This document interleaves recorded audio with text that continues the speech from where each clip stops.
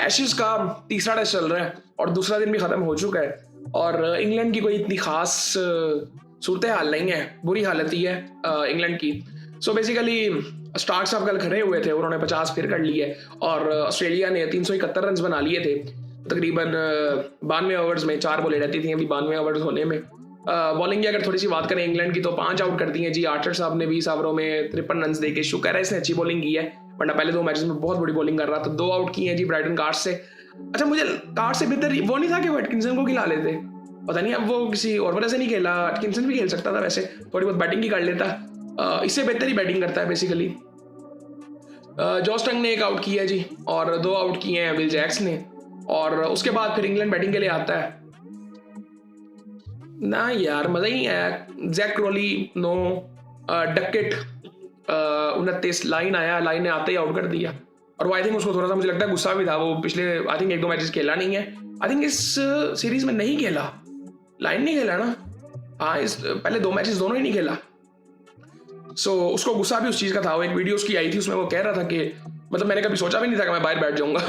सो बात तो उसकी ठीक थी, उसने आते फिर 2 आउट भी किए और उसने डकेट को आउट किया और उसके बाद फिर उसने ऑली पॉप को भी आउट किया। और पॉप साहब किस तरह से आउट हुए थे, अजीब सा था बेसिकली। सो खैर पॉप 3 रन बना के आउट हुआ। जो रूट 19, आई थिंक इसको एक चांस नहीं मिला था, वो एक मतलब आउट दे दिया था, आउट था नहीं मेरे ख्याल से एक दफा।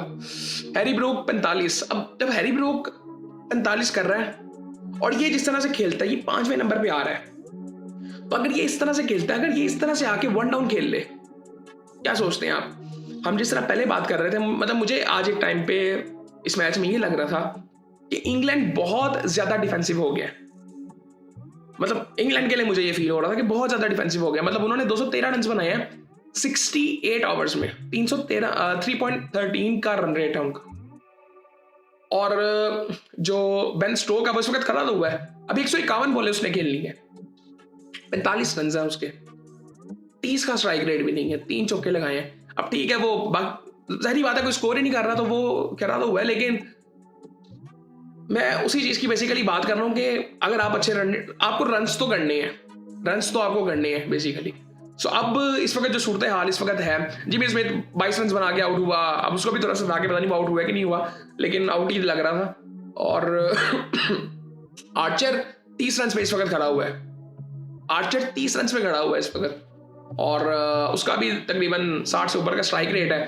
213 रन हो गए हैं इस वक्त, इंग्लैंड के 8 आउट हो गए हैं, आर्चर और स्टोक्स करे हुए हैं। आर्चर ने 30 रन बनाए हैं 48 बॉलों में और स्टोक्स ने 45 रन बनाए हैं 151 बॉलों पे, उसने भी 3 चौके लगाए हैं, आर्चर ने 4 चौके लगा दिए हैं। सो कल अगर किसी तरह ये पहले तो किसी तरह ना ये टोटल के करीब पहुंचे, 300 तो क्रॉस करें एटलीस्ट 300 क्रॉस करें, फिर जाके कोई जरा मैच के अंदर ये होंगे।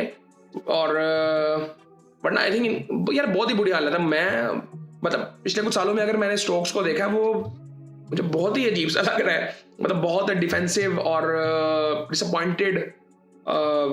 मैं ये नहीं कहूँगा ये प्लेयर्स अच्छे नहीं है, प्लेयर्स तो अच्छे हैं ये, लेकिन बॉलिंग उस तरह की मुझे लगती नहीं है। इवन मुझे लगता है कि पाकिस्तान यहाँ भी जाके बहुत बेहतर खेली थी, इंडिया बहुत बेहतर खेलती है, साउथ अफ्रीका बहुत बेहतर खेलती है, न्यूजीलैंड साउथ अफ्रीका को तो सूट करती हैं ये कंडीशंस, लेकिन इंडिया बहुत बेहतर खेलती है। पाकिस्तान भी आई थिंक बड़ी अच्छी फाइट दिखाई थी पाकिस्तान जब खेला था। सो खैर अब इंग्लैंड के लिए कल इंपॉर्टेंट चीज़ ये है कि किसी ना किसी तरह ना टोटल के करीब जाए, जितना कम होगा ना ट्रेल वो आई थिंक उतना बेहतर है इंग्लैंड के लिए, क्योंकि इंग्लैंड की हालत ना बहुत ख़राब है, बहुत ख़राब है इंग्लैंड की हालत। ये तो शुक्र है अभी उन्होंने 400 क्रॉस नहीं किया, आउट वो हो गया, लेकिन ना हालत कोई इनकी खास है नहीं कोई। बॉलिंग की अगर बात करें तो स्टार्क ने 12 ओवरों में 54 रन, 3 आउट किए हैं जी पैट कमिंस ने, आते ही वो लेना शुरू हो गया विकेटें, और 2 आउट किए हैं जी बॉलैंड और लाइन ने। कैमरन ग्रीन ने 1 आउट किया है और उसने कैरी ने बड़ा जबरदस्त कैच पकड़ा था उसका, मेरे ख्याल से किसका कैच पकड़ा था उसने, कार्ड्स का पकड़ा था पता नहीं, बॉलैंड ने किसको आउट किया था भला, विल जैक्स का था मेरे ख्याल से, हाँ विल जैक्स का था या ब्राइटन कार्ड्स का था, इन दोनों में से एक का कैच था, वो आगे खड़ा हुआ था, वो कीपिंग बाकी बड़ी जबरदस्त कर रहा है इस वक्त। आई थिंक अगर इसको देखा जाए तो one of the best keeper होगा ये। और अभी मैंने एक ना वीडियो देखी फिर इसमें पैट कमिंस से सवाल हो रहा था और बाकी प्लेयर से भी सवाल हो रहा था। मेरे ख्याल से शायद पुरानी थी वीडियो या अब की थी।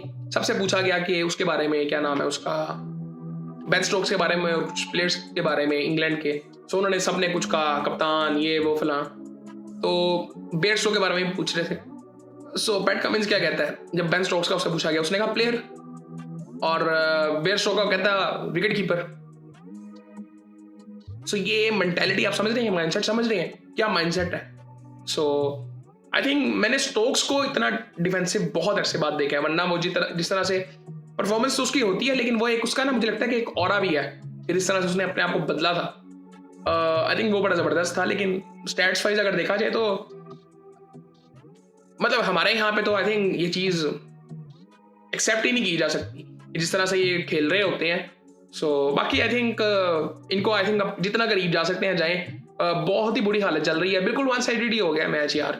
पहले 2 मैचेस भी जिस तरह से खेले हैं, पहले मैच में तो बिल्कुल भी नहीं था, दूसरे मैच में हल्का सा हिले थे ये, लेकिन वो भी जल्दी खत्म हो गया था। 5 दिन का टेस्ट मैच ही नहीं होता।